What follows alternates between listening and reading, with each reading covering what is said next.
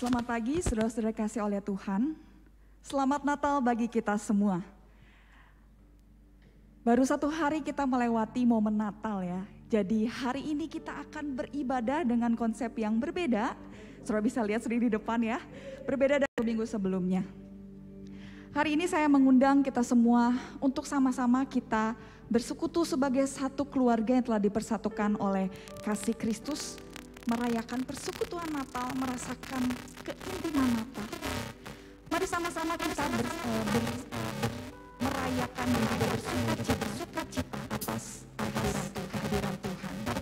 Mari kita mengingat Kristus yang telah datang di tengah-tengah setiap kita, datang ke dunia ini dan menyatakan kasih-Nya kepada setiap kita.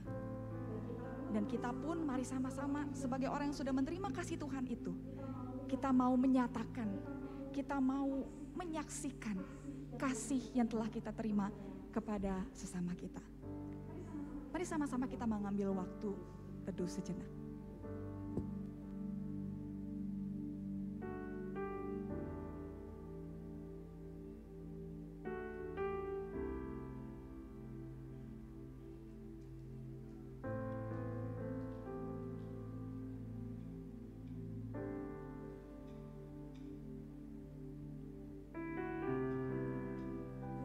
Saya undang kita semua untuk sama-sama kita bangkit berdiri.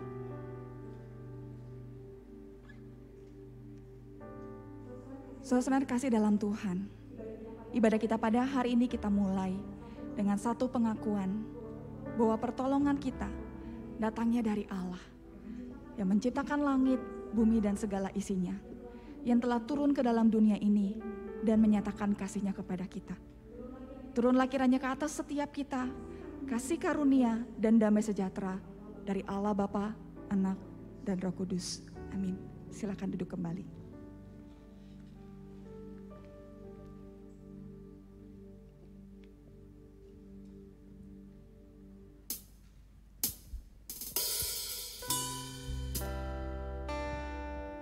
Saat Natal, lampu menyala lebih terang dan pelukan ramah semakin erat. Semangat Natal memenuhi udara dan orang-orang sangat peduli dengannya. Hati yang gembira dipenuhi dengan keceriaan. Keluarga dan semua teman-teman menjadi dekat. Jalan-jalan di sekitar semuanya terisi walaupun musim hujan dan udaranya dingin. Di mana-mana ada wajah tersenyum, memberi dan menerima pelukan hangat. Dan untuk sementara waktu, kesedihan itu menghilang. Kedamaian, kegembiraan, dan harapan menggantikan rasa takut. Semua itu karena cinta Tuhan turun dan memenuhi bumi.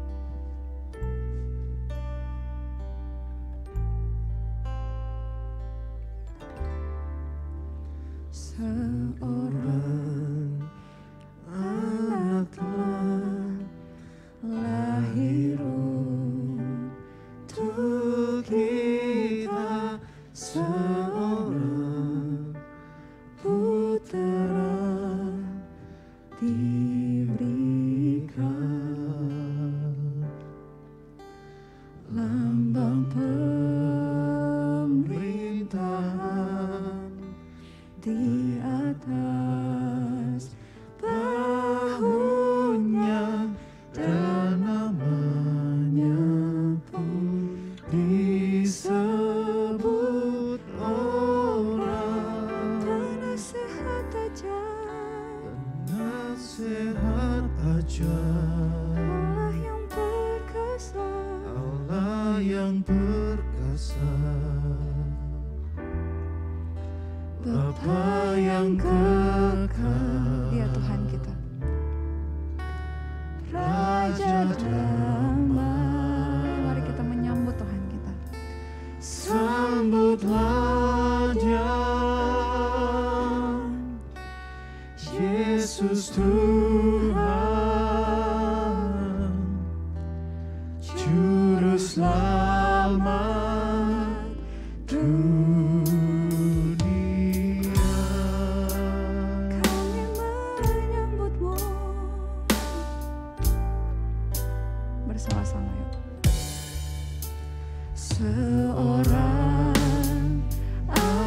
telah lahir untuk kita, seorang putera diberikan, lambang pemerintahan di atas bahunya, dan namanya pun disebut orang Penasehat ajaib, penasehat ajaib, Allah yang perkasa, Allah yang perkasa, Bapa yang kekal, Raja damai. Sambutlah Dia, Yesus Tuhan, Juru Selamat dunia. penasehat ajaib, penasehat ajaib, Penasehat ajaib, Allah yang perkasa, Allah yang perkasa, Bapa yang kekal, Kau Raja damai. Sambutlah Dia, Yesus Tuhan,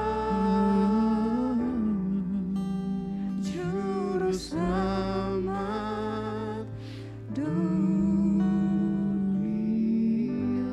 Juru Selamat dunia, Juru Selamat dunia. Sekali lagi, Juru Selamat dunia, Juru Selamat dunia.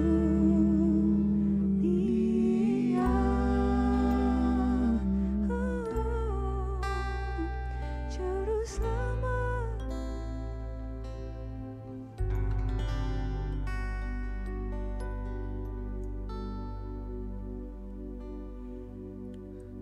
Ampuni dari setiap kami Tuhan,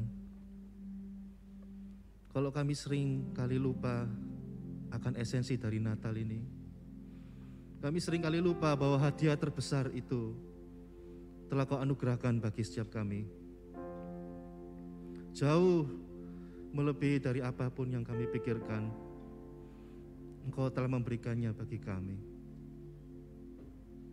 Oleh karena itu Tuhan, kiranya ibadah Natal hari ini Kau ingatkan kami sekali lagi. Engkau celikkan mata kami Tuhan, untuk mengerti, bahkan untuk mendalami akan kasih Tuhan. Kami bawa ibadah hari ini Tuhan ke dalam tangan-Mu. Kiranya awal sampai akhir hanya memuji dan memuliakan nama-Mu. Berkatilah kami di sepanjang ibadah kali ini. Kiranya Tuhan dipermuliakan atas kami. Kiranya Tuhan dipermuliakan atas puji-pujian kami pada ibadah hari ini. Hanya di dalam nama Tuhan Yesus Kristus, Sang Juru Selamat kami yang hidup. Amin.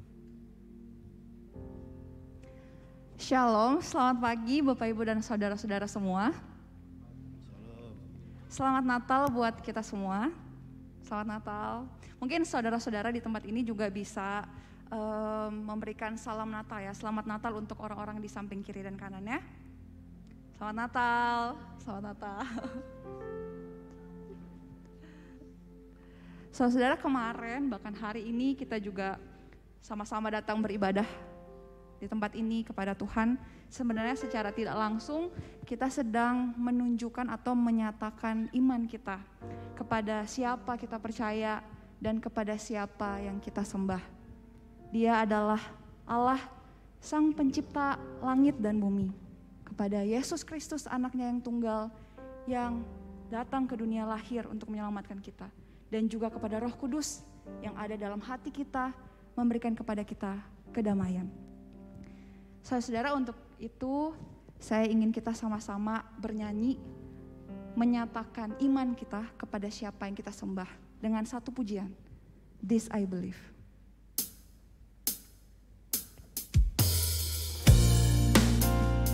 Mari kita bernyanyi dengan kesungguhan bahwa kita memiliki Tuhan yang luar biasa.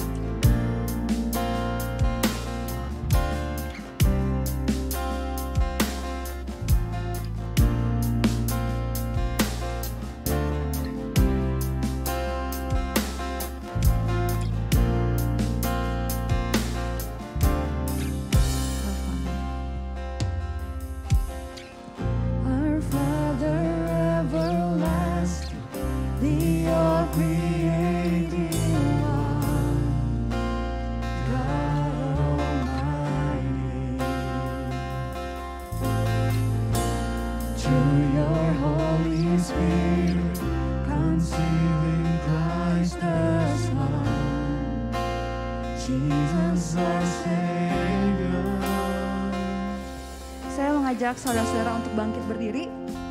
Mari kita sama-sama berdiri. Mari kita mengikrarkan pengakuan kita, pengakuan iman rasuli yang berbunyi demikian. Aku percaya kepada Allah, Bapa yang Maha Kuasa, Khalik langit dan bumi, dan kepada Yesus Kristus, anaknya yang tunggal Tuhan kita, yang menderita sengsara di bawah pemerintahan Pontius Pilatus, disalibkan, mati dan dikuburkan, turun ke dalam kerajaan maut. Pada hari yang ketiga, bangkit pula dari antara orang mati, naik ke sorga, duduk di sebelah kanan Allah, Bapa yang Maha Kuasa. Dan dari sana ia akan datang untuk menghakimi orang yang hidup dan yang mati. Aku percaya kepada Roh Kudus, gereja yang kudus dan aman, persekutuan orang kudus, pengampunan dosa, kebangkitan tubuh, dan hidup yang kekal. Amin. I believe in God our Father. I believe in God our Father. I believe in Christ the Son. I believe in the Holy Spirit. Our God is three in one. I believe in the resurrection, that He will rise again. For I believe in the name of Jesus. I believe in you. I believe you rose again. I believe that Jesus rises from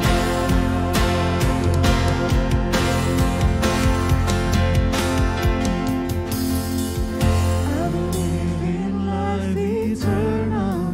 I believe in the virgin birth. I believe in the saints' communion and in your holy church. I believe in the resurrection when Jesus comes again. For I believe in the name of Jesus.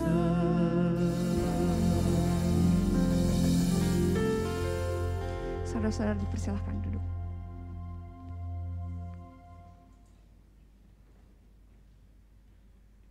Saudara, pernahkah kita membayangkan ya, Tuhan yang tadi kita sembah itu tidak pernah lahir ke dalam dunia ini? Pernahkah kita membayangkan seandainya, gimana kalau seandainya di dunia ini kita tidak pernah merayakan Natal? Pastinya gak ada perayaan, gak ada kumpul-kumpul seperti saat ini, tidak ada kado Natal, tidak ada sibuk-sibuk mempersiapkan ibadah atau yang lain-lain, kumpul-kumpul. Dan ada banyak hal yang akan terjadi kalau tidak ada Natal. Tapi saudara-saudara, sebenarnya hal yang paling signifikan yang pasti akan kita rasakan hilang, yaitu sukacita Natal. Sukacita yang memberikan kepada kita semua, saudara-saudara di tempat ini, saya sebuah harapan akan hidup yang kekal. Kita diselamatkan oleh Tuhan kita, walaupun kita adalah orang-orang yang begitu mengecewakan dan berdosa.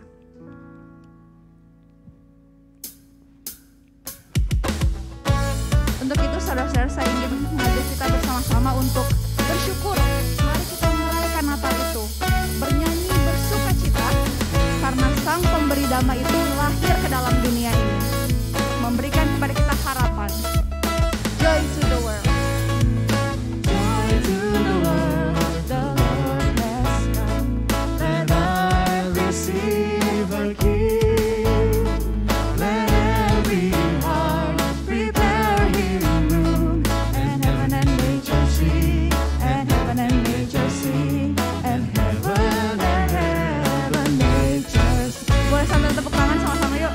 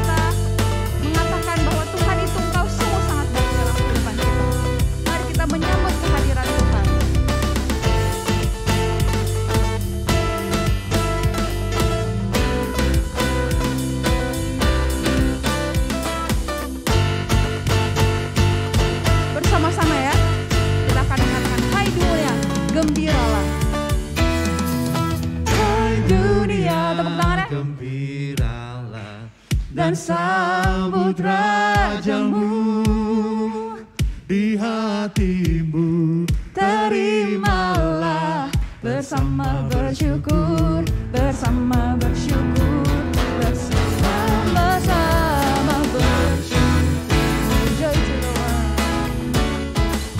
Joy to the world, joy to the world, joy to the world.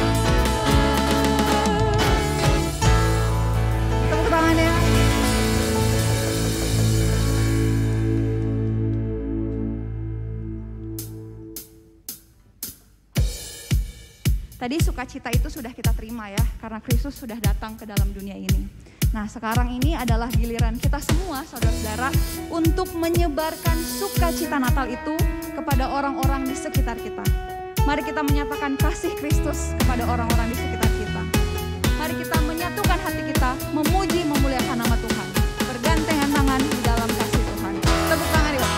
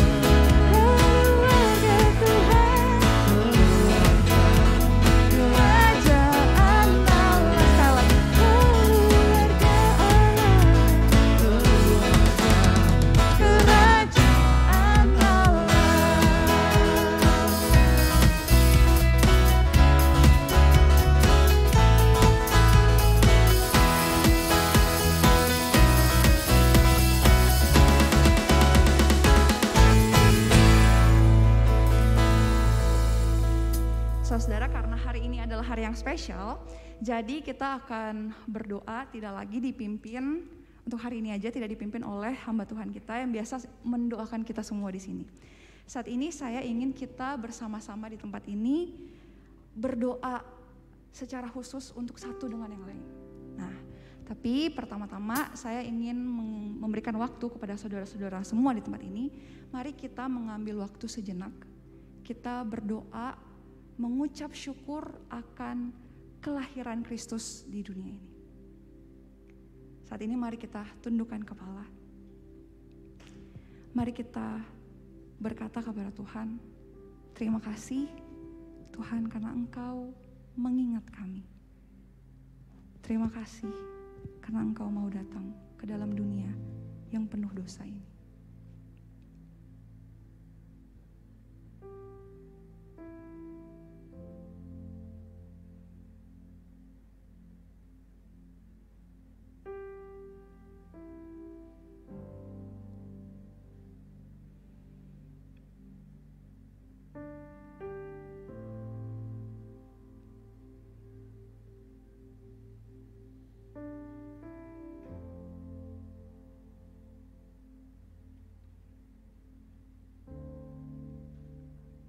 Terima kasih Tuhan. Saudara, selanjutnya saya ingin saudara-saudara di tempat ini juga ikut turut terlibat di dalam ibadah ini. Mari kita berdoa untuk saudara-saudara seiman kita. Di antara saudara mungkin ada yang menerima kertas kecil yang digulung, ya. Kalau saudara-saudara menerimanya, di situ ada nama dan juga ada pokok doa yang ditaruh. Saudara boleh berdoa untuk orang yang ada di dalam kertas itu dan mendoakannya sesuai dengan pokok doa yang ditulis. Tapi untuk saudara-saudara yang tidak memiliki kertas itu, sekarang waktunya saudara untuk bertanya kepada orang di sebelah kiri atau kanan saudara. Gak harus pokok doanya ya, mungkin bisa bertanya namanya saja. Siapa namanya, nanti saudara akan mendoakan saudara itu. Kita akan bersama-sama berdoa untuk mereka supaya mereka dapat merasakan sukacita Natal di tahun ini dengan segala keadaan mereka. Dan untuk saudara-saudara yang sedang di rumah yang menonton ini via online, saudara-saudara dapat mendoakan keluarga saudara atau orang yang ada di sebelah kiri atau di sebelah kanan saudara. Kita akan bersama-sama berdoa kiranya di momen Christmas, di momen Natal ini, kita bisa merasakan kasih Kristus, sukacita Kristus diam di dalam hati kita. Sudah tahu nama kiri kanan ya yang belum dapat? Oke. Mari kita tundukkan kepala, mari kita bersatu di dalam doa.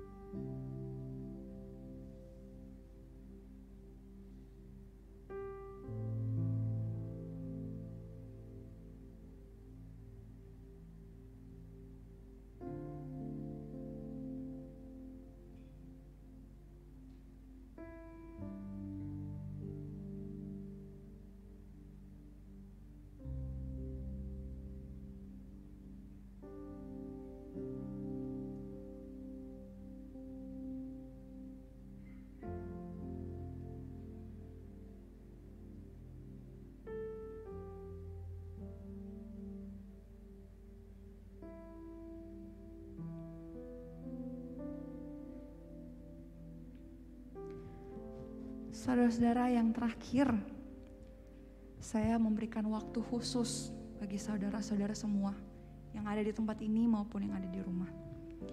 Mari kita berdoa secara pribadi kepada Tuhan kita yang sangat-sangat mengasihi kita.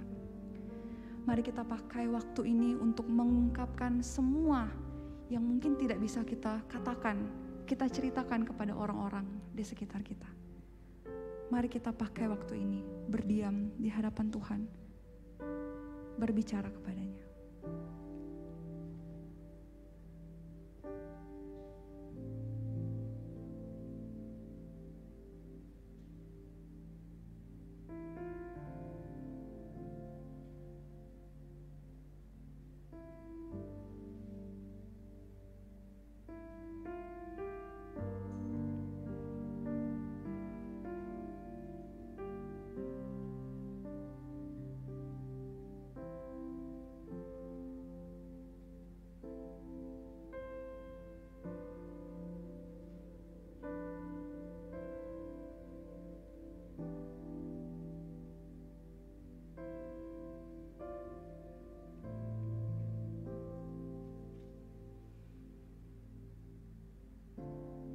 Tuhan, Engkaulah Tuhan yang kami butuhkan.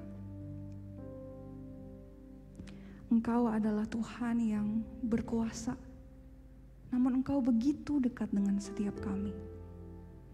Kami yang begitu lemah ini. Engkau pencipta langit dan bumi, segala isinya. Tapi Engkau selalu memiliki waktu untuk mendengarkan setiap seruan doa kami. Terima kasih Tuhan, karena Engkau sangat mengasihi kami. Di dalam nama Tuhan Yesus Kristus, kami sudah berdoa dan mengucap syukur. Amin.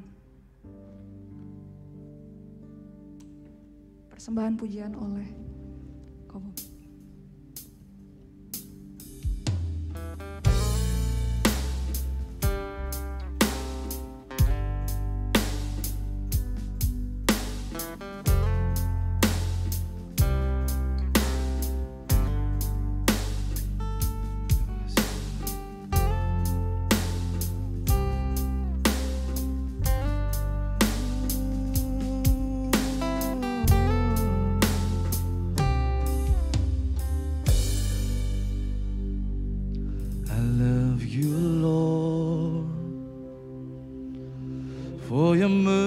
Never fails me. All my days I've been held in your hand. From the moment that I wake up till I lay my head, oh, I will sing of the goodness of God.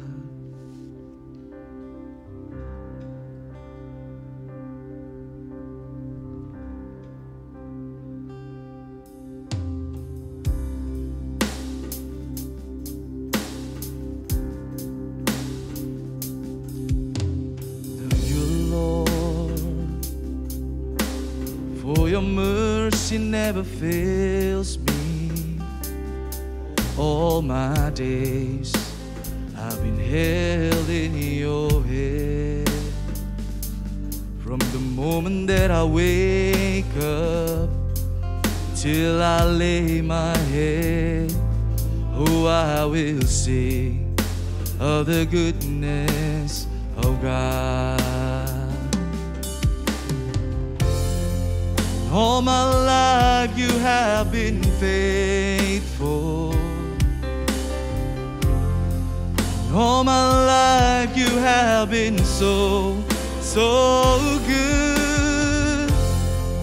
Every breath that I am able, oh, I will sing of the goodness of God. I love your voice. You have led me through the fire in darkest night. You are close like no other. See, I've known you as a father, I've known you as a friend, and I have lived in the goodness of God. Mari kita pujikan sama-sama. All my life you have been faithful. All my life you have been so good.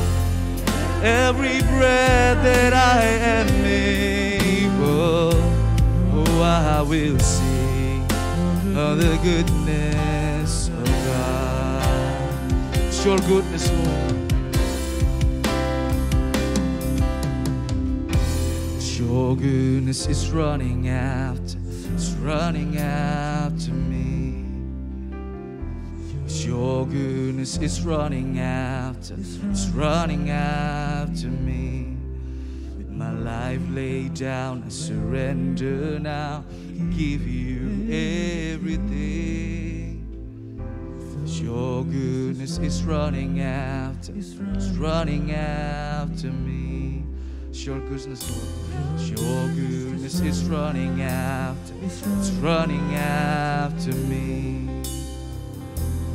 Your goodness is running after, it's running after me. With my life laid down, I surrender now and give you everything. Your goodness is running after, it's running after me. Your goodness is running after, it's running after me. Your goodness is running after, it's running after me. With my life laid down, I surrender now, give you everything. Your goodness is running after, it's running after me. Your goodness is running after, it's running after me. Your goodness is running after, it's running after me. With my life laid down, I surrender now, give you everything. Your goodness is running after, it's running after me.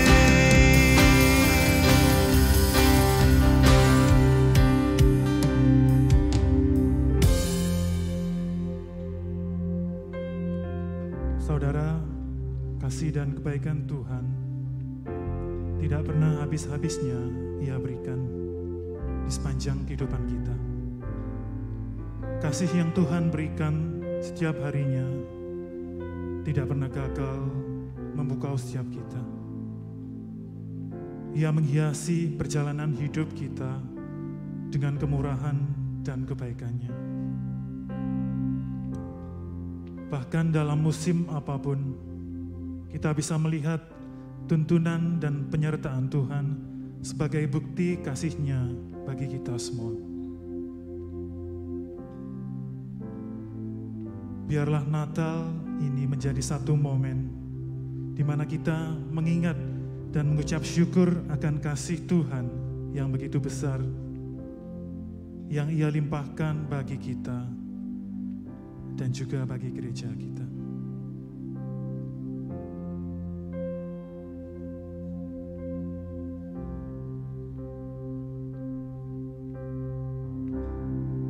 Mari jemaat kita sama-sama nyanyikan.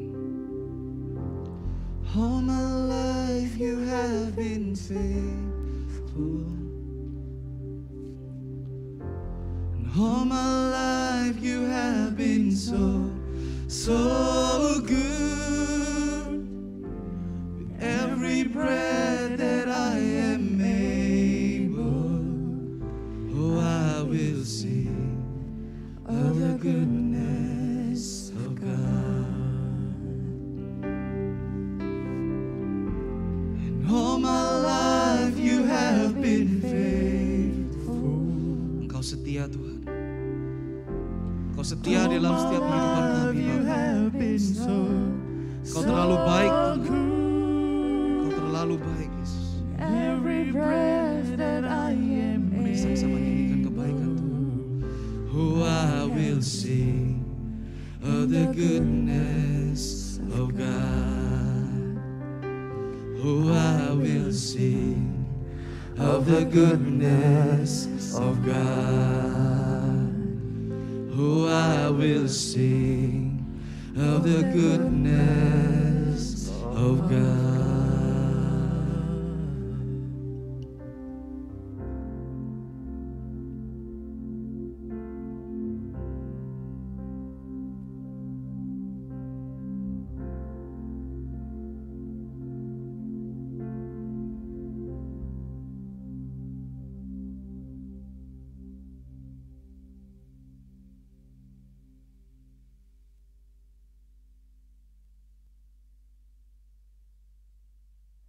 Sesungguhnya ya Tuhan, tidak ada satu jasa ataupun kebaikan yang layak untuk kami laporkan kepada Tuhan sebagai sebuah kebanggaan. Karena nyatanya ya Tuhan, kebaikan-Mu lah yang terus-menerus mengejar kami. Kalau kami mau berhenti sejenak, melihat ke belakang, memeriksa kembali kehidupan kami, baik sebagai seorang pribadi, baik bersama dengan orang-orang yang kami kasihi dalam rumah tangga kami, bersama komunitas kami. Terlalu banyak sesungguhnya jejak-jejak kebaikan Tuhan yang Tuhan sudah torehkan, yang boleh kami lewati dan kami rasakan. Sesungguhnya tidak ada satu kebaikan ataupun jasa yang bisa kami banggakan di hadapan Tuhan. Karena semua itu jadi tidak ada artinya dibanding kebaikan Tuhan. Kami hanya ingin dengan rendah hati dan penuh kejujuran menaikkan syukur kepada Tuhan. Syukur untuk kebaikan-Mu. Terima kasih untuk kasih sayang-Mu yang besar. Terima kasih untuk kemurahan-Mu yang tak ada hentinya itu. Bahkan saat kami terlalu sering jatuh pun, kebaikan-Mu tak pernah berhenti mengejar kami. Terima kasih Tuhan. Terima kasih. Kami sungguh bersyukur kalau pada hari ini, saat ini,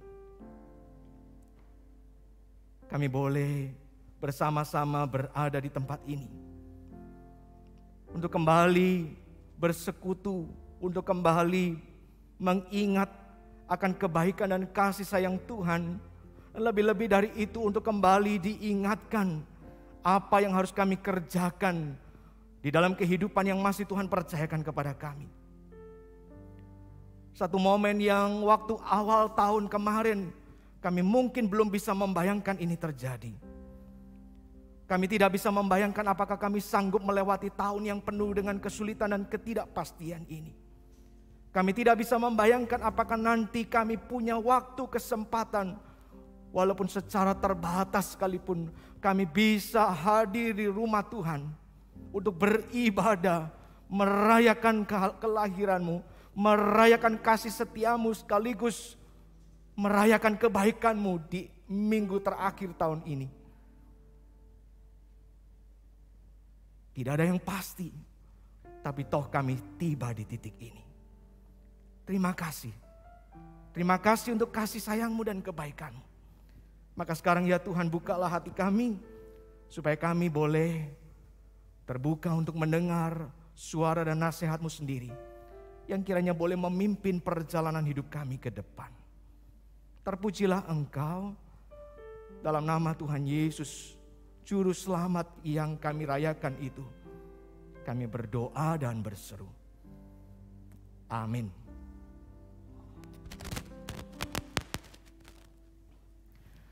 Baik, shalom saudara-saudara.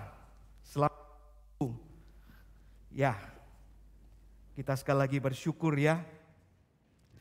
Tidak tahu ada berapa banyak dari saudara yang sempat mengingat ya. Tahun ini kita mulai sesungguhnya dengan kondisi yang sangat-sangat serba tidak pasti ya. Desember tahun yang lalu kemudian masuk ke Januari tahun ini ya. Kondisi sangat-sangat jauh lebih buruk ya dari kondisi kita hari ini. Hari itu mungkin kita masih bertanya-tanya ya. Kapan kita, apakah masih bisa kesempatan beribadah, merayakan Natal, ataukah Natal masih seperti tahun lalu, hanya secara online saja ya. Jadi sekali lagi kita bersyukur kepada Tuhan untuk kesempatan dan anugerah kebaikan yang tidak pernah kita bisa bayangkan, tapi toh Tuhan terus kerjakan dalam hidup kita. Izinkan saya pertama-tama mengapresiasi setiap saudara-saudara ya, yang dengan iman dan keberanian, juga dengan ketekunan untuk kemudian meresponi undangan Tuhan, hadir di rumah Tuhan dalam ibadah-ibadah yang kita selenggarakan. Ya, seperti yang tadi sudah disinggung sedikit oleh penginjil Tasya, ya, ibadah bagi kita bukan lagi sebuah tindakan yang sifatnya personal, hanya untuk diri kita sendiri. Tidak. Ibadah hari Minggu itu adalah satu cara kita bersaksi kepada dunia. Ibadah hari Minggu itu adalah satu cara kita menyaksikan kabar baik, iman kita kepada dunia. Ya, kalau bicara soal ibadah personal, memang betul. Di rumah, dimanapun kita bisa lakukan. Ya, tapi kalau semua orang Kristen berpikir ibadah itu sifatnya hanya personal, maka tidak perlu ada gedung gereja kalau begitu di dunia ini. Tidak perlu lagi nanti ya ada komunitas umat Tuhan berkumpul. Ya, komunitas umat Tuhan berkumpul apalagi dalam ibadah hari Minggu. Ya, itu adalah cara kita bersaksi kepada dunia. Maka kita doakan ya, semoga ke depan ya Januari dan seterusnya ya kita bisa melihat kondisi ini makin membaik ya, supaya kita semua makin sedikit halangan untuk datang beribadah kepada Tuhan di hari Minggu. Baik, di hari Minggu terakhir ini sekaligus masih dalam rangka momen Natal, saya ingin mengajak saudara untuk merenungkan satu bagian firman Tuhan yang menjadi kelanjutan dari perikop yang kemarin sudah saya ajak saudara untuk renungkan ya. Kemarin kalau saudara sebagian mungkin ikut atau ada yang tidak ikut, saya membahas dari Yesaya 49. Maka sekarang saya mengajak saudara untuk membuka dari Yesaya pasal yang ke-52 ayat yang ke-7 sampai dengan yang ke-10. Yesaya pasal 52 ayat 7 sampai dengan yang ke-10. Kalau saudara perhatikan sepanjang bulan Desember ini dalam beberapa kali khotbah, saya banyak mengambil nats firman Tuhan dari kitab Nabi Yesaya. Karena memang kitab Nabi Yesaya ini adalah salah satu kitab ya dari Alkitab kita yang banyak bicara tentang nubuatan-nubuatan tentang Kristus Sang Juru Selamat. Saya akan membacakan Yesaya pasal 52 ayat 7 sampai dengan yang ke-10. Demikian bunyi firman Tuhan. Betapa indahnya kelihatan dari puncak bukit-bukit kedatangan pembawa berita yang mengabarkan berita damai dan memberitakan kabar baik, yang mengabarkan berita selamat dan berkata kepada Sion, Allahmu itu Raja. Dengarlah suara orang-orang yang mengawal engkau. Mereka bersama-sama bersorak-sorai. Sebab dengan mata kepala sendiri mereka melihat bagaimana Tuhan kembali ke Sion. Bergembiralah, bersorak-sorailah bersama-sama, hai reruntuhan Yerusalem. Sebab Tuhan telah menghibur umatnya, telah menebus Yerusalem. Tuhan telah menunjukkan tangannya yang kudus di depan mata semua bangsa. Maka segala ujung bumi melihat keselamatan yang dari Allah itu. Sampai di sana firman Tuhan saya bacakan. Saudara yang dikasihi Tuhan, pada zaman yang lampau ketika bangsa masih sering berperang melawan bangsa yang lain, kerajaan berperang dengan melawan kerajaan yang lain, maka ada satu profesi yang sangat penting, yang bahkan kadang-kadang itu sangat menentukan hasil akhir dari peperangan. Tapi memang profesi ini jarang terlihat dan jarang diperhatikan orang. Ya. Kita sebut profesi itu adalah sebagai seorang messenger, seorang pembawa berita atau pembawa pesan. Kita tahu zaman-zaman lampau alat komunikasi belum secanggih sekarang. Ya. Maka seringkali komunikasi itu harus dilakukan secara manual, melewati tangan, ya tulisan tangan, ya lalu kemudian butuh manusia untuk mendelivernya, untuk mengantarkannya. Nah saudara yang dikasih Tuhan, seorang messenger, seorang pembawa berita atau pembawa pesan, kadang-kadang dia bertugas ketika di tengah peperangan yang sedang berkecamuk hebat itu untuk mengantarkan ya strategi-strategi terkini dari markas komando menuju jenderal-jenderal di lapangan. Lalu kemudian dia akan pulang balik membawa masukan kondisi terkini di lapangan, sehingga markas komando akan kemudian menggodok lagi untuk menelurkan strategi yang terbaru. Mereka terus melakukan itu supaya komunikasi berjalan sehingga antara markas komando yang jauh dari medan perang sama jenderal-jenderal yang di lapangan perang akan terus terjadi komunikasi yang bagus, menghasilkan strategi yang tepat untuk menang perang. Kadang-kadang seorang messenger harus dikirim untuk pergi ke tempat yang lain untuk segera mencari bala bantuan. Karena mungkin katakanlah pasukan utama ini sedang dalam kondisi sangat terdesak. Tapi juga tidak jarang seorang messenger diutus pulang ya, ke kampung halaman, ke kerajaannya ya, untuk dua urusan. Yang satu adalah untuk memberitakan kekalahan dari pasukan utama, supaya yang di rumah itu siap-siap, pasukan penakluk akan segera datang. Atau yang kedua, yang sebaliknya, dan yang paling ditunggu biasanya, adalah ketika seorang messenger pulang membawa berita kemenangan. Bahwa pasukan utama sudah menang, bahwa pasukan utama sudah berhasil mengalahkan musuh dan seterusnya dan seterusnya. Nah, orang yang seperti itulah yang kemudian dikatakan ya lewat nubuatan Nabi, gambaran nubuatan dari Nabi Yesaya, seorang messenger itu yang kemudian pulang membawa berita kemenangan yang kemudian disambut dengan sorak-sorai. Nah, saudara yang dikasih Tuhan, tahun lalu saya teringat ada satu film yang sebelum COVID sempat dirilis ya. Satu film drama yang berlatar belakang konteks Perang Dunia Pertama.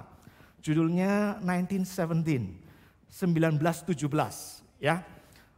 Itu adalah salah satu bagian dari Perang Dunia Pertama. Nah, konon walaupun film ini tidak secara langsung pasti adalah sebuah kisah nyata, tapi diangkat dari cerita pengalaman hidup kakek dari si sutradara yang adalah veteran Perang Dunia Pertama.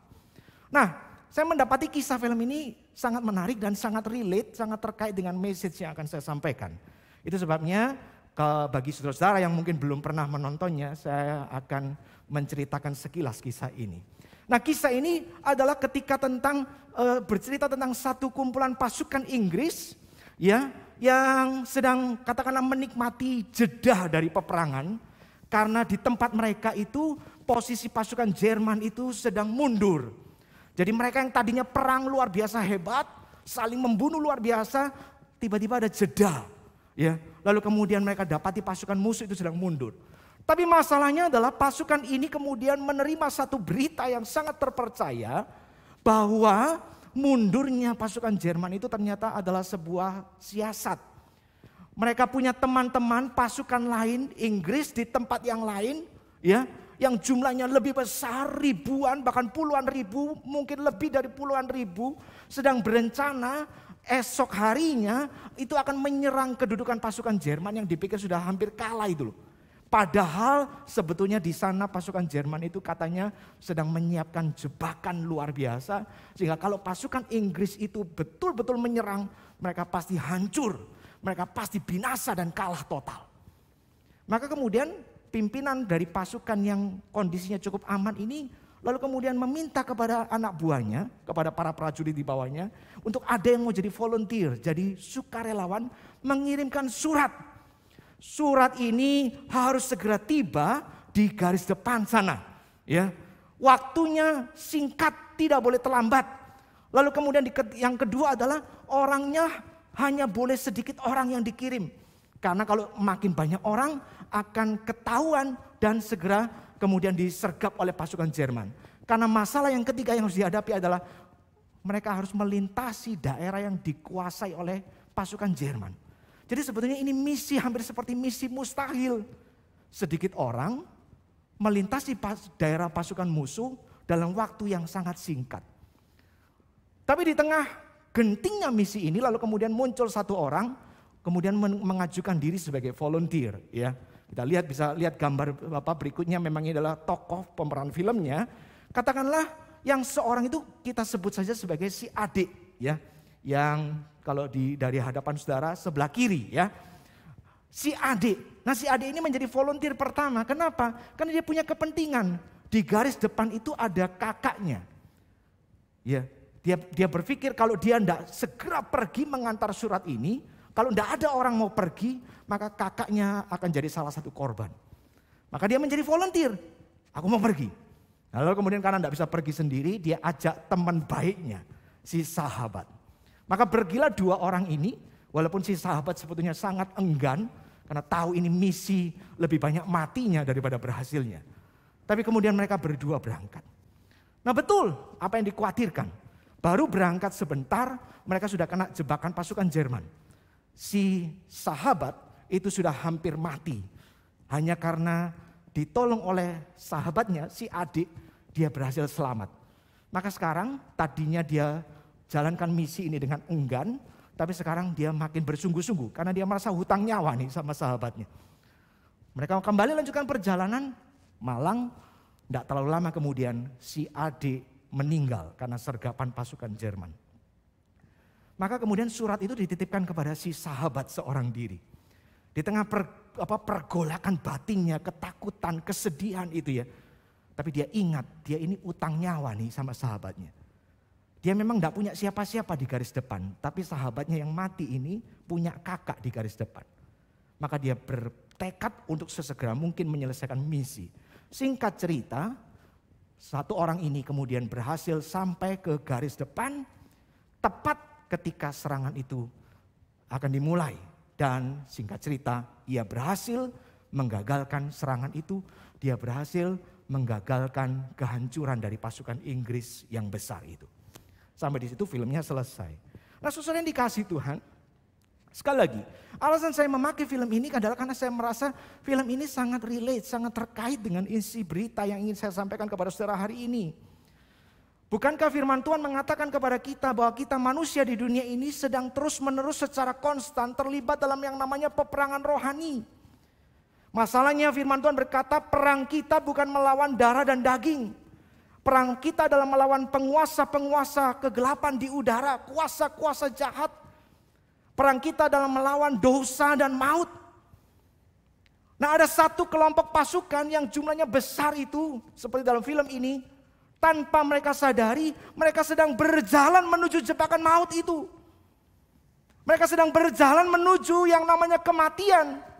Tapi masalahnya adalah kalau dalam film ini yang dihadapi ini, dalam perang sebesar apapun biasanya masih ada survivor, betul ya? Kalau ada puluhan ribu orang berperang dengan puluhan ribu, rasanya hampir tidak pernah terjadi puluhan ribu itu tewas binasa, tidak tinggal satu orang pun. Gitu ya, rasanya selalu ada survivor 1-2 orang, entah dalam keadaan gila, entah dalam keadaan cacat, tapi yang jelas pasti ada survivor. Tapi masalahnya dalam perang yang dihadapi ini, jebakan maut yang dihadapi oleh kelompok manusia yang besar ini, tidak ada satu orang pun yang akan kecuali, tidak ada satu orang pun yang bisa lewat, dan sekali mati, matinya itu adalah mati kekal. Bukan mati untuk sebentar waktu, tapi mati dalam kekekalan. Mati terpisah dengan Allah untuk selama-lamanya. Maka kemudian memakai gambaran film tadi, kelompok pasukan yang sedang menuju maut ini, mereka butuh siapa? Mereka butuh ada pembawa berita dari kelompok pasukan yang satunya ini loh. Yang dikatakan sudah jeda dari peperangan. Musuh sudah mundur, mereka bisa mengalami kemenangan kecil di bagian ini. Bukankah hari ini kita orang-orang percaya, orang-orang yang sudah dilahir barukan, kita ini adalah orang-orang yang sudah menikmati kemenangan itu. Bukan oleh karena usaha dan kekuatan kita, tapi karena kemenangan yang sudah dikerjakan oleh Kristus di atas kayu salib. Bukankah Kristus lewat kematian tapi juga sekaligus kebangkitannya telah mengalahkan kuasa maut. Sehingga bisa dikatakan, hai maut, di mana sengatmu? Kita orang-orang yang sudah lahir baru ini, kita ini ada di kelompok pasukan yang ini loh. Yang tidak sedang berjalan menuju kebinasaan. Yang tidak sedang berjalan menuju maut. Beda dengan kelompok yang ini loh. Yang belum mengalami kelahiran baru di dalam Tuhan. Mereka ini mau apapun keadaannya, mau seberapapun hebat dan menterengnya kondisi mereka di hadapan manusia, secara sosial, ekonomi, yang mungkin kayanya luar biasa, mungkin populer tenarnya luar biasa, mungkin segala-galanya kelihatan luar biasa. Tapi firman Tuhan mengatakan tanpa Tuhan di dalam hati mereka, sesungguhnya bukankah mereka sedang berjalan menuju maut kebinasaan. Masih ingat contoh yang disebut oleh Saudara Hendra minggu yang lalu, ya, pasangan suami istri terkenal luar biasa, follower media sosialnya mungkin jutaan, duitnya juga miliaran, mungkin puluhan ratusan miliar, tapi toh bisa merasa stres, depresi, sampai akhirnya kena kecanduan kena keterlibatan narkoba. Di dunia ini, ketika seseorang tidak ada Tuhan di dalam hatinya, mau seberapapun mentereng baiknya hidupnya di hadapan orang sekitar, bukankah sesungguhnya mereka-mereka ini seperti pasukan yang sedang berjalan menuju jebakan maut? Beda dengan saudara dan saya. Dan ini bukan klaim kita. Tuhan Yesus sendiri dalam Yohanes pasal 5 ayat 24 dia berkata, sebab aku berkata sesungguh-sungguhnya kepadamu, barang siapa percaya kepadaku, barang siapa mendengarkan aku dan percaya kepada dia yang mengutus aku, ya, dikatakan ia sudah pindah dari maut kepada hidup. Ia tidak lagi dihukum, ia mendapat hidup yang kekal. Itu kata Tuhan. Bagi kita orang-orang yang mendengarkan dia dan percaya kepada Bapa yang mengutusnya. Kita ini tidak sedang ada di dalam ancaman maut kekal itu. Beda dengan mereka.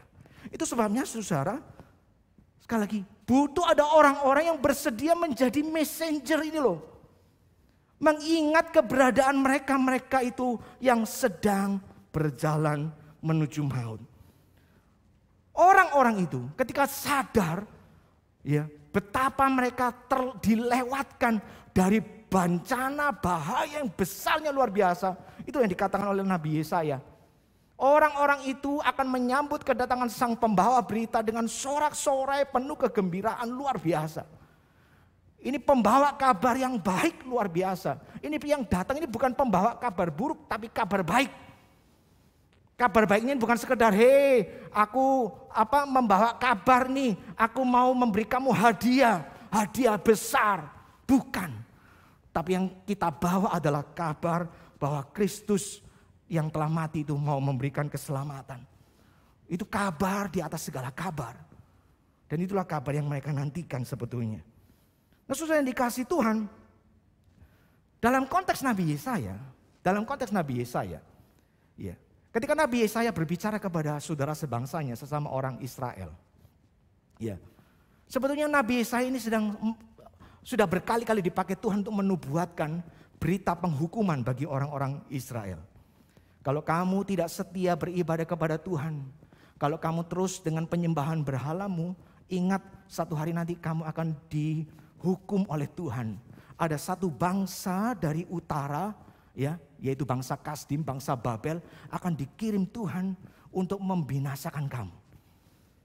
Dan ketika engkau ketemu dengan bangsa ini, engkau akan dihancurkan luar biasa karena bangsa itu akan disebut sebagai bangsa yang sangat kejam luar biasa. Dan kenyataannya sejarah dunia kuno mencatat yang namanya bangsa Babel, bangsa Kasdim itu memang kejamnya luar biasa. Jauh lebih kejam dari bangsa-bangsa lain.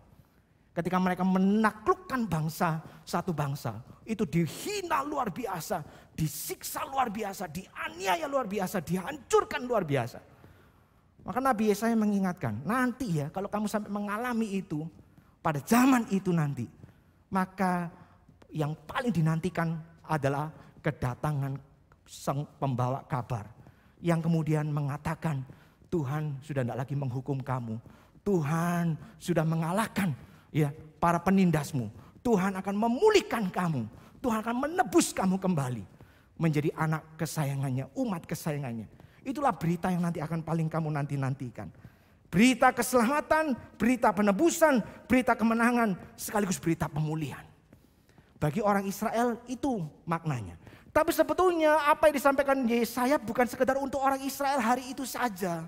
Apa yang disampaikan oleh Yesaya sebetulnya dipakai Tuhan ini menjadi nubuatan bagi kita umat manusia secara keseluruhan. Karena sekali lagi ada satu penindasan yang jauh lebih dahsyat, jauh lebih mengerikan, jauh lebih menghancurkan daripada sekedar penindasan Babel. Yaitu apa? Penindasan dosa dan maut. Ada yang jauh lebih mengerikan daripada sekedar ditindas oleh sesama manusia. Yaitu ditindas oleh dosa. Ketika seseorang dibelenggu oleh dosa, ketika seseorang ditindas oleh dosa, itu loh contoh-contohnya. Mau sekaya apapun dia, mau sehebat apapun dia, mau sepopuler apapun dia, mau seterkenal apapun dia, mau sesempurna apapun hidupnya menurut manusia yang lain. Seseorang yang sedang dibelenggu oleh dosa, ujung-ujungnya kehancuran dan kebinasaan. Maka itu menjadi sebuah ancaman yang begitu luar biasa. Itu sebabnya dikatakan kemudian lewat nubuatan ini, Yesaya sebetulnya sedang menubuatkan kehadiran seorang messenger yang paling utama. Messenger pembawa berita yang sekaligus dirinya sebagai berita. Yaitu siapa? Kristus sendiri. Hari itu Yesaya sedang menubuatkan tentang Kristus. Kristus yang dikatakan akan datang membawa berita kabar keselamatan. Ya. Kristus sendiri mengakui di dalam Lukas pasal yang keempat misalnya, ya, ayat 18, ayat 19. Dua ayat itu dia mengutip dari Yesaya pasal 61 ayat 1 dan 2. Roh Tuhan Allah ada padaku. Ya, untuk memberitakan kabar baik, untuk memberitakan kabar keselamatan, untuk memberitakan kebebasan, tahun rahmat dan seterusnya.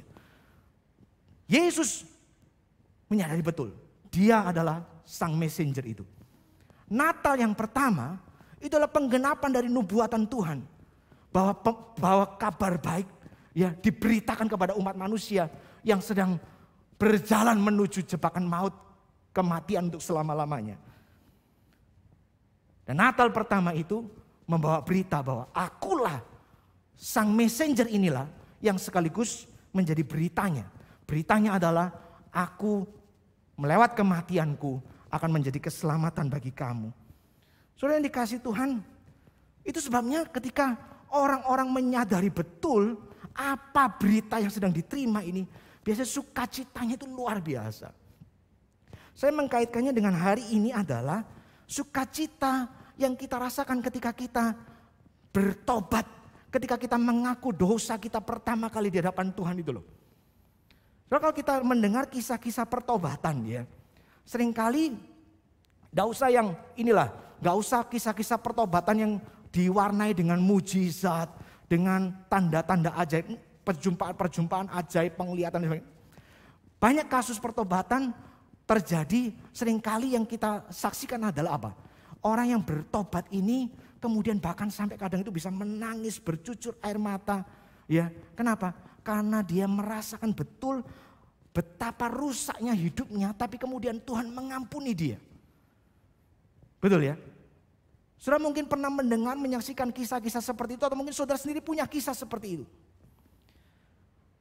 Saya sekali lagi walaupun tidak kisah pertobatan saya tidak diwarnai dengan mujizat, dengan kejadian-kejadian ajaib, tapi saya menjadi saksi betapa sukacitanya ya waktu hari-hari pertama itu loh, menyadari saya yang berdosa ini kemudian ditebus oleh Tuhan, menerima pengampunan Tuhan.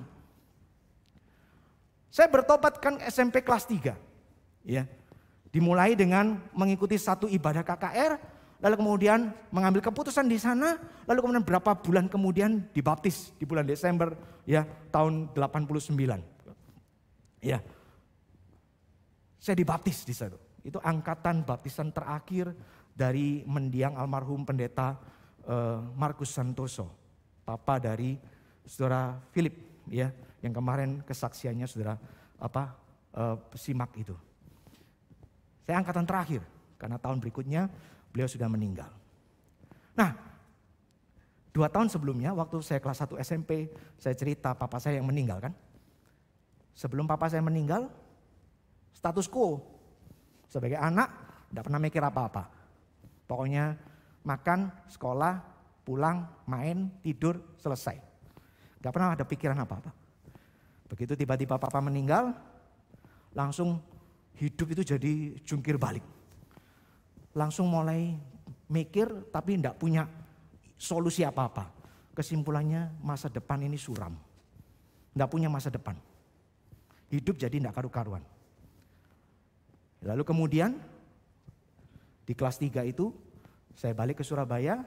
Lalu kemudian mulai kembali bergabung dengan komunitas di Gereja Kalam Kudus yang di Kemayoran. Lalu kemudian beribadah di sana. Lalu kemudian satu kali ikut ibadah KKR. Saya masih ingat tempatnya di Guskit sana, ya. Lalu kemudian di situ ada ibadah, diberitakan firman Tuhan. Lalu kemudian akhirnya di sanalah saya pertama kali menyerahkan hidup saya. Bukan sebagai hamba Tuhan. Saya hanya menyerahkan hidup saya, Tuhan, aku orang berdosa. Ampuni aku. Karena kalau bukan Tuhan yang mengampuni aku, kalau Engkau tidak menjadi juru selamatku, maut jadi bagianku. Masa depanku yang sudah suram di dunia ini akan makin suram. Karena yang kulihat ini bukan sekedar belum soal dosa. Baru soal tidak ada provider, tidak ada pemelihara hidup sehari-hari. Tapi sekarang dibukakan kepada mataku, yang masalahku ini bukan cuma sekedar provider, tapi masalahku adalah siapa yang akan mengampuni dosa-dosaku ini. Lalu kemudian di sana saya bertobat, sampai kemudian berapa bulan kemudian dibaptis. Hidup itu berubah. Hidup itu berubah. Yang tadinya merasa masa depan tidak pasti, yang tadinya merasa hidup itu tujuannya apa tidak tahu, sekarang berubah. Diisi dengan tujuan-tujuan Tuhan. Saya cuma taunya oke, pokoknya saya pengen melayani Tuhan, saya pengen menyenangkan Tuhan. Tuhan yang sudah mati buat saya. Dan sampai detik itu pun saya belum punya pemikiran jadi seorang hamba Tuhan. Tapi yang jelas hidup itu berubah. Jadi ada gairah. Jadi ada semangat yang baru. Bukan sekedar lagi menjalani hidup, ya sudah pokoknya jalani, bangun, beraktivitas, tidur, besok bangun, beraktivitas, tidur, terus 24/7 selama setahun terus seperti itu. Tidak. Saya punya visi yang baru atas hidup ini. Saudara, kalau kita menyadari bahwa Tuhan itu sudah memberikan berita yang begitu besar dalam hidup kita, saya percaya sudah pasti ada dampak perubahan dalam hidup kita. Seperti yang ditulis oleh Yesaya ini. Orang-orang ini yang sadar, yang pembawa berita itu datang membawa kabar baik. Mereka sambut dengan sukacita, sorak-sorai dan seterusnya. Sesuatu yang luar biasa. Maka sekarang saudaraku, ketika zaman ini sudah lewat, ketika Natal pertama itu sudah lewat, bahwa Natal pertama Kristus adalah sang messenger sekaligus the message. Sekarang kita sampai pada zaman kita. Messengernya siapa? Messengernya adalah engkau dan saya yang sudah lebih dahulu telah menerima message itu, yaitu berita keselamatan yang pertama itu. Engkau dan saya ini loh yang dipanggil Tuhan untuk menjadi pembawa kabar baik bagi mereka-mereka yang sedang berjalan menuju jerat maut, kematian kekal itu loh. Coba toh kita itu terus-menerus berpikir, ya kenapa ya Tuhan itu kok setelah kita ini dilahirbarukan, setelah kita ini diberikan keselamatan, kehidupan yang baru penuh kemuliaan, kenapa sih kita ini tidak langsung saja diangkat ke surga? Selesai masalah. Tidak perlu merasakan penderitaan, pergumulan, COVID lah, apapun. Kita semua ada di surga. Karena persoalannya adalah Tuhan ingin kita ini loh, yang sudah mengalami kemenangan oleh Tuhan di dalam dunia ini, untuk menjadi pembawa kabar baik itu. Supaya mereka-mereka yang di kelompok satu itu juga kemudian bisa ikut mengalami kemenangan sama seperti kita. Saya yang dikasih Tuhan memang, kalau dipikir-pikir, ini bukan pekerjaan mudah, iya. Kalau kembali kepada cerita film tadi, ya jelas, ya. Mereka berkali-kali hampir mati, yang satu beneran mati. Sudah sampai ke tempatnya sekalipun kalau saudara perhatikan filmnya, ya. Begitu sampai di lapangan garis depan, dia ngomong sama pasukan-pasukan yang sudah siap nyerang itu, jangan nyerang, batal, ini jebakan. Dia malah dimaki-maki. Dianggap ini mau mengacau konsentrasi persiapan pasukan yang mau perang hidup dan mati. Sampai di markas komandonya pun dia ditolak, enggak, pokoknya serang. Sampai ketika kemudian dia berhasil memaksa si pimpinan di tempat itu untuk baca suratnya. Ini surat dari jenderal yang lebih tinggi. Maka baru berhasil kemudian menghentikan serangan. Jadi memang tugas menjadi seorang pembawa berita bukanlah tugas yang mudah. Kalau saudara berkata, ya aku itu tahu sih tugasku adalah mengabarkan berita Natal ini, berita keselamatan kepada orang sesamaku. Tapi lah ini tugas yang sulit ya. Ini tugas yang tidak mudah. Kalau sekedar ancaman ditolak saja masih mending. Bagaimana dengan ancaman-ancaman lain yang sampai kemudian mengalami tuduhan penistaan agama lah, nanti mengalami penganiayaan lah, inilah itulah. Oh iya, memang saudara-saudara, menjadi seorang pembawa berita itu bukan pekerjaan mudah. Itu sebenarnya sejak awal pun profesi pembawa berita itu dituntut punya beberapa karakter. Mereka harus orang yang dapat dipercaya, yang setia, tidak mudah disogok. Mereka harus orang yang skillful, cakap mengerjakan tugasnya. Bayangkan kalau mereka tidak cakap. Mereka juga harus orang yang sangat tidak mudah menyerah. Ketika mereka menghadapi berbagai macam kesulitan, mereka terus maju. Bayangkan itu 2 orang prajurit itu. Kalau mereka begitu menghadapi ancaman mati pertama langsung pulang. Resikonya berapa banyak nyawa pasukan teman-temannya yang kemudian mati binasa. Mereka harus dapat dipercaya, mereka harus skillful, dan mereka harus orang yang pantang menyerah. Itu juga memang harus menjadi bagian kita sebagai pembawa kabar baik yang dari Tuhan itu. Menjadi orang yang dapat dipercaya, yang tidak mudah disogok. Disogok oleh apa? Oleh godaan kanan dan kiri loh. Ketika ada kemudahan, ketika ada tawaran-tawaran, lalu kemudian kita mengkompromikan. Bukannya kita yang membawa berita baik kepada orang lain, justru malah kemudian kita yang malah ikut arus dunia. Kita tetap harus orang yang skillful, cakap dalam membawa kabar. Jangan sampai sering terjadi ya, maunya membawa kabar baik, maunya membawa berita Injil, menyelamatkan orang, tapi justru menimbulkan antipati, menimbulkan ketersinggungan. Orang malah makin benci kepada Tuhan, padahal Tuhan yang harusnya diceritakan tidak seperti itu. Yang dibenci adalah sikap, attitude kita ketika memberitakan. Dan seterusnya. Itu menjadi bagian kita, saudara. Dan kalau saudara mengatakan, wah sulit. Sebetulnya, sesungguhnya, yang mengalami kesulitan itu bukan cuma kita. Sejak awal firman Tuhan mencatat ketika Tuhan mengirim nabi-nabinya pun ditolak. Bahkan juga ada yang dibunuh oleh umat Israel. Bahkan ketika kita membaca firman Tuhan ini, nubuatan tentang Kristus sang messenger, Kristus yang adalah pembawa kabar yang paling sempurna pun. Coba saudara perhatikan, apakah sang messenger ini mengerjakan misinya dengan gampang? Tidak.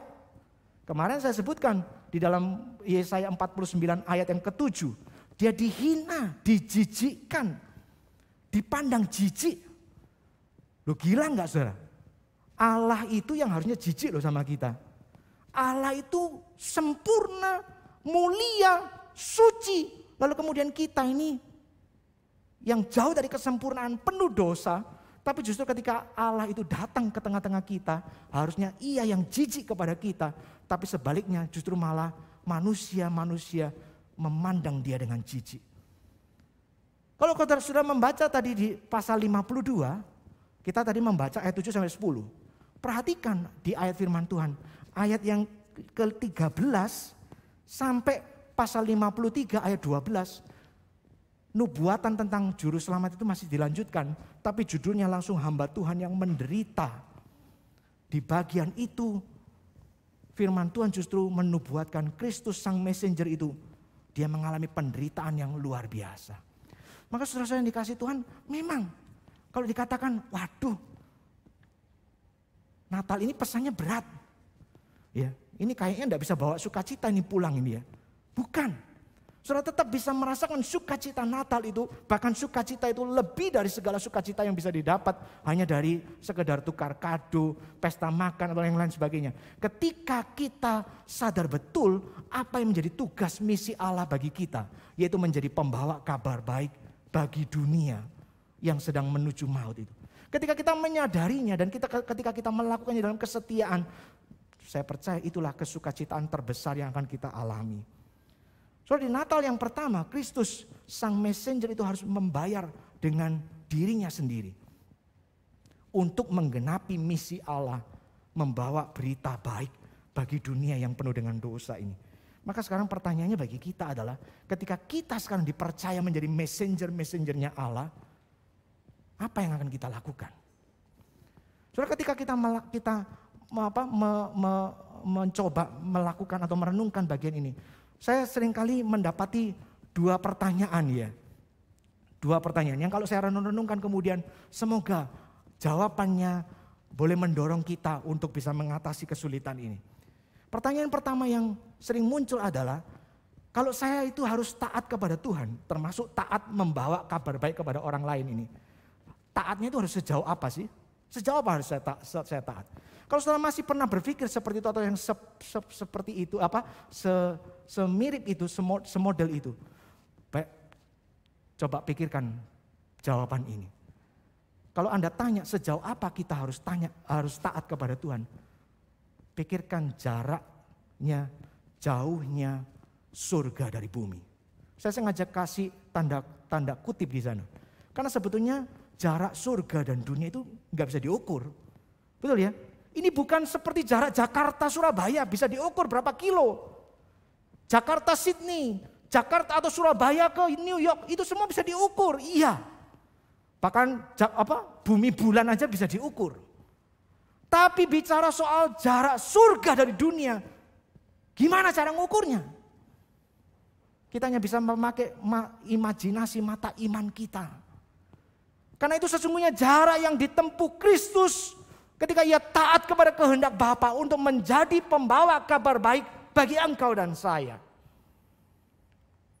Kristus menempuh jarak surga ke bumi. Surga alam roh. Di sana Kristus Allah Raja dengan segala kemuliaan, dengan segala kekekalan, melampaui ruang dan waktu. Kemudian ia harus tinggalkan itu untuk menuju dunia, bumi, alam jasmani, alam darah dan daging. Yang bukan cuma sekedar penuh dengan kehinaan, kejijikan, dosa. Tapi itu loh, yang tadinya roh yang kekal tidak terbatas ruang dan waktu. Sekarang ia harus menambahkan natur daging dalam dirinya. Sehingga dia harus terbatas dilingkupi oleh ruang dan waktu. Terus saudara, kalau kita mau mikir ini sejenak aja ya. Dari yang roh yang tidak terbatas oleh ruang dan waktu. Tidak pernah ada kemarin, sekarang, besok. Tiba-tiba sekarang harus ya nunggu dari bayi procot bisa ngomong tunggu 4 tahun. Pikirkan, ini tidak terperi, ini tidak terbayangkan. Jaraknya, jauhnya ini. Tapi itulah jauhnya jarak yang ditempuh oleh Tuhan dalam ketaatannya kepada Bapa. Kadang kita berpikir, oke, mengikut Tuhan itu memang harus bayar harga. Saya tahu. Oke, memberitakan kabar baik itu juga harus bayar harga, tahu. Tapi seberapa mahal harga yang harus saya bayar? Masa enggak ada batasnya? Perhatikan jawaban yang kedua. Jawabannya adalah semahal yang harga yang harus dibayar Kristus. Ketika ia, seperti kata 2 Korintus 8 ayat 9 mengatakan, yang karena kita sekali menjadi miskin sekalipun ia kaya, supaya kita menjadi kaya oleh karena kemiskinannya. 2 Korintus 8 ayat 9.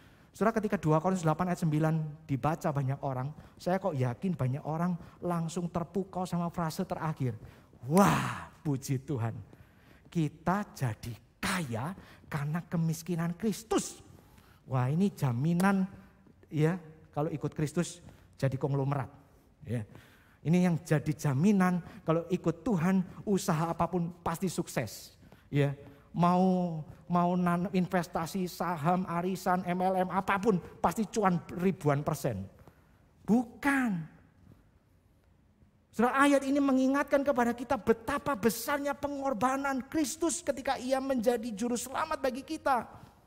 Kristus yang kaya, bayangkan kayanya Kristus itu loh.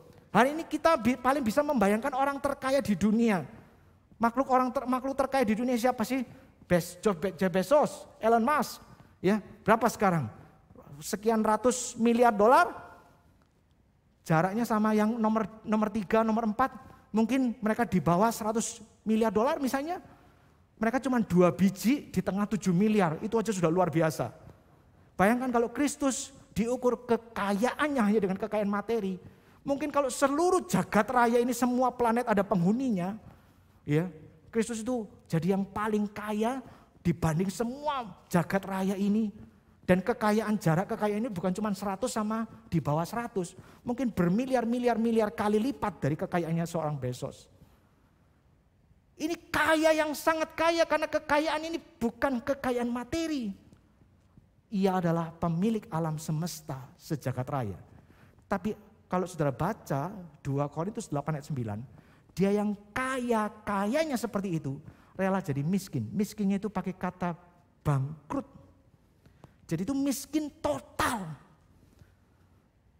Saya kok yakin ya, hampir tidak ada ya. Malah tidak ada mungkin. Di di antara kita yang ada di sini nih yang sampai dapat perintah Tuhan seperti perintah kepada si orang muda yang kaya itu ya. Sekarang pergi, jual semua kekayaanmu, bagikan ke orang miskin, lalu ikut aku. Tidak ada rasanya ya. Padahal kekayaan kita belum sampai seperti kekayaannya Jeff Bezos ya, yang sampai ratusan miliar US dollar. Tapi satu pun tidak ada, rasanya tidak ada kita yang sampai rela bayar harga semahal itu. Tapi Kristus demi engkau dan saya menerima keselamatan, harga yang ia bayar itu jauh melampaui ukuran yang bisa kita perkirakan. Maka sekarang pertanyaan saudara-saudara, kalau Kristus sang messenger pertama itu, messenger sekaligus message kabar baik itu, sekarang menitipkan misinya kepada engkau dan saya. Tiap kali Natal kita rayakan, mari kita ingat, Natal yang kita rayakan itu adalah berarti sekali lagi panggilan ulang untuk kita jadi messenger-messengernya Allah di tahun pendatang yang masih Tuhan percayakan kepada kita. Sama seperti si adik atau si sahabat itu. Saya yakin kita pasti masih punya entah anggota keluarga, sanak famili, atau sahabat atau siapa ya yang masih hidupnya sedang menuju maut itu. Masalahnya kita punya enggak kepedulian seperti dua orang tokoh film tadi. Yang bahkan rela untuk membayar harga karena dia tahu nih betapa besarnya dampaknya bagi orang yang dia kasih kalau dia tidak melakukan tugas itu. So, semoga Natal ini kembali menggelorakan panggilan itu dalam hidup kita. Natal tidak akan jadi berarti ya kalau kita tidak ingat akan tugas panggilan kita sebagai seorang messenger Allah. Saya ingin menitipkan satu doa, saudara. Ya, satu doa menjelang akhir tahun ini ya, menjelang kita menutup tahun ini. Jangan cuma berdoa supaya tahun depan kondisi pekerjaan lebih baik. Jangan cuma berdoa supaya tahun depan nanti rumah tanggaku lebih baik. Jangan cuma berdoa supaya aku punya kerinduan apa yang belum punya pasangan, tahun depan punya pasangan. Nanti misalnya yang belum punya anak, nanti tahun depan punya anak. Ya, jangan cuma itu. Saya ingin menitipkan satu pokok doa penting. Doalah sama Tuhan. Kalau saudara tahu orangnya, sebut namanya. Kalau saudara tidak tahu orangnya, sebut saja doa ini secara umum. Tuhan, beri aku kesempatan untuk jadi messengermu, untuk menjadi pembawa kabarmu. Mampukan aku, kalau waktunya itu tiba, mampukan aku, kasih hikmatnya, kasih skillnya, kasih kesetiaannya, kasih keberaniannya. Supaya dengan begitu, aku yang sudah diselamatkan ini tidak hidup untuk kesia-siaan. Mari kita masuk dalam doa, saudara.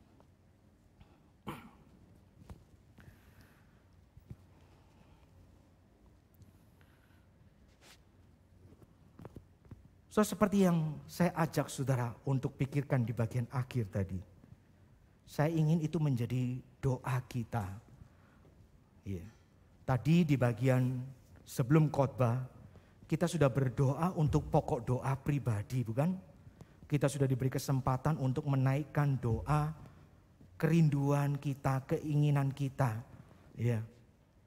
Mungkin itu tadi sudah saudara sebutkan untuk pekerjaan yang lebih baik, untuk rumah tangga yang lebih baik, untuk segala sesuatu yang saudara rindukan dalam hidup saudara. Saat ini, detik ini, kalau saudara berkenan, yuk sama-sama dengan saya menaikkan doa yang personal ini. Sekali lagi saya tahu, panggilan menjadi pembawa kabar itu sesuatu yang seringkali terdengar begitu mengerikan.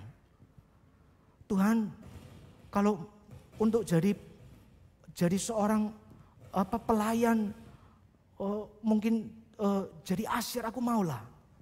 Kalau melayani untuk menyiapkan kursi maulah. Kalau untuk melayani ini dan itu okelah. Mendukung pekerjaan Tuhan ya bolehlah. Mendukung doa ya bolehlah. Ya. Menjadi anggota tim PAW ataupun pemusik yang wah itu ngeri. Tapi ya aku relalah. Tapi jangan aku jadi pembawa berita. So, saya mau ingatkan, Sesungguhnya panggilan yang paling penting dalam hidup kita adalah ini. Adalah ini. Menjadi seorang WL, menjadi seorang singer, menjadi seorang pemusik, satu waktu bisa berhenti. Mau menjadi pelayanan seorang guru sekolah minggu, menjadi majelis, menjadi usher, kolektan, apapun. Semua pelayanan itu satu waktu bisa berhenti. Entah karena kita tidak punya waktu, tidak punya kesempatan, atau mungkin bahkan kesehatan sudah tidak memungkinkan lagi. Tapi pelayanan menjadi pembawa kabar baik, menurut saya tidak akan pernah berhenti seumur hidup kita.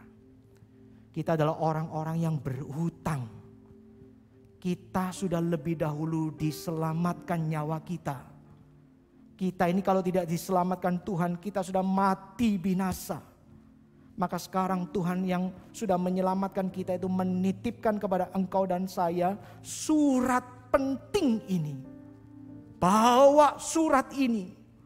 Bawa surat ini kepada mereka yang sedang berjalan menuju maut, kematian kekal.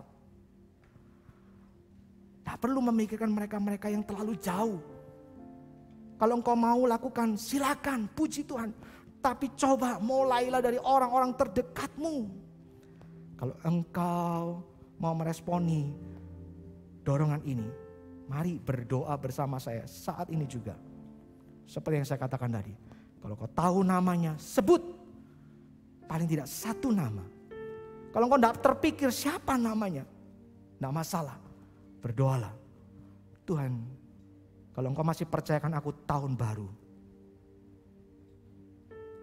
jadikan aku sebagai pembawa beritamu.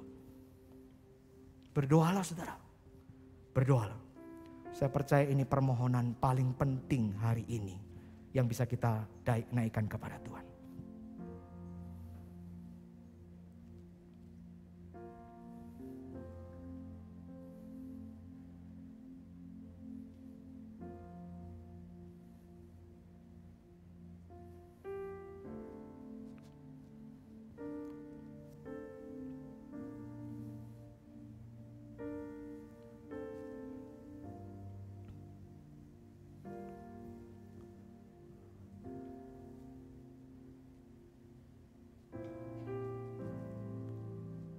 Hamba sadar tidak ada yang tersembunyi di hadapan Tuhan.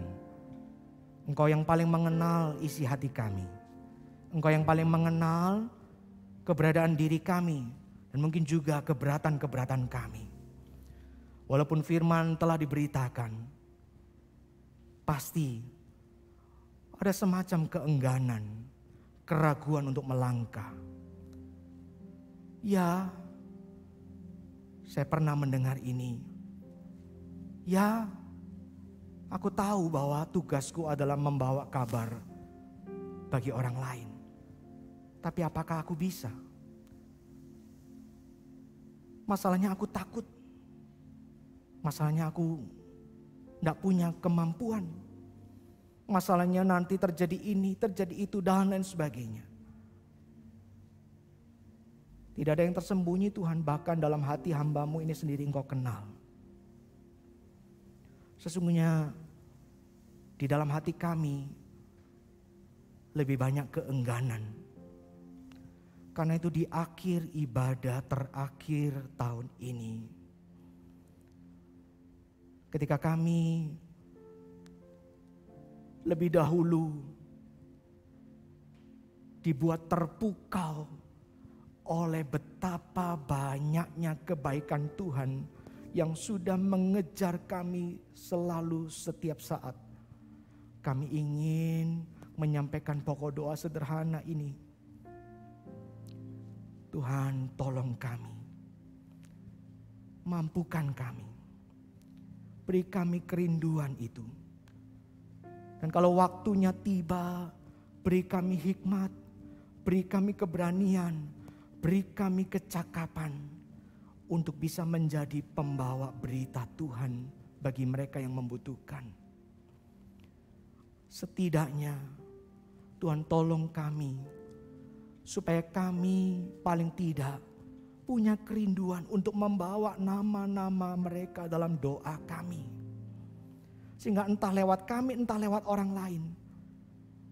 Kami rindu satu hari nanti orang yang dimaksud boleh sungguh-sungguh dibawa datang kepada Tuhan. Dan dia diselamatkan dari jerat maut. Tuhan, dalam beberapa hari kami akan mengakhiri tahun ini. Sekali lagi, ajar kami untuk mengingat satu yang terpenting untuk kami kerjakan dan kami kejar. Memasuki tahun baru bahkan tahun-tahun yang selanjutnya. Panggilan menjadi pemberita kabar baik. Terima kasih Tuhan. Terima kasih. Saudara, mari kita berdiri. Mari kita meneguhkan komitmen ini dengan mengembalikan segala kemuliaan bagi Tuhan kita di akhir ibadah ini.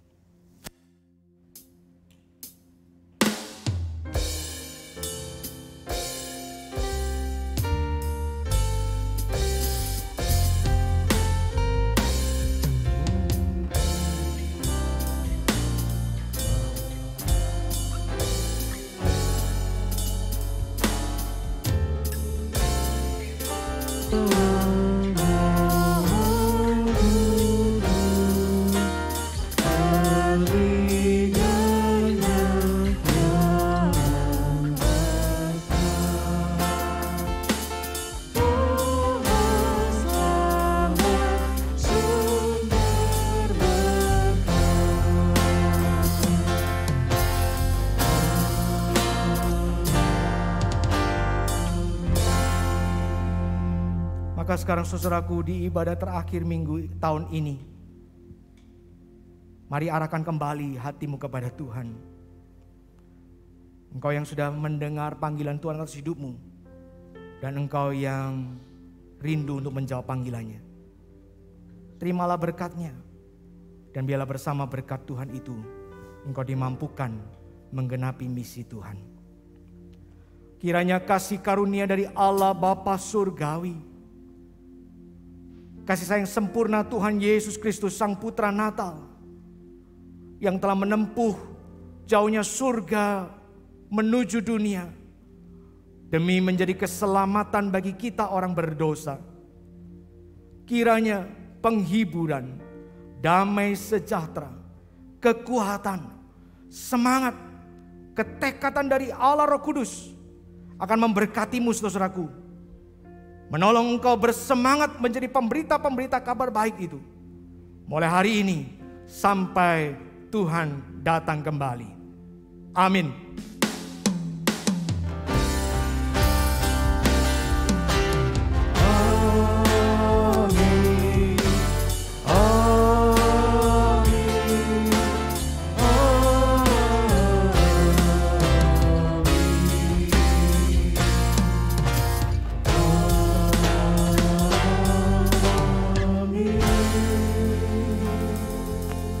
Amin. Silakan duduk saudaraku. Ibadah kita selesai di sini. Tuhan memberkati.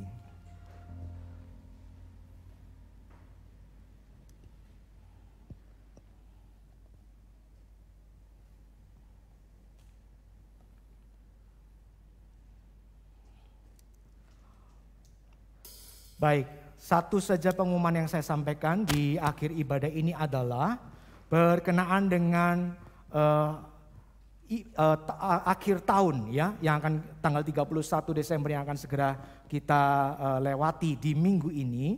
Maka persekutuan doa hari Rabu akan digeser ke hari Jumat pukul 9 malam ya. Hari Rabu digeser ke hari Jumat pukul 9 malam, menjadi kesempatan kita untuk bersama-sama berkumpul untuk membawa doa-doa kita di dalam persekutuan doa akhir tahun.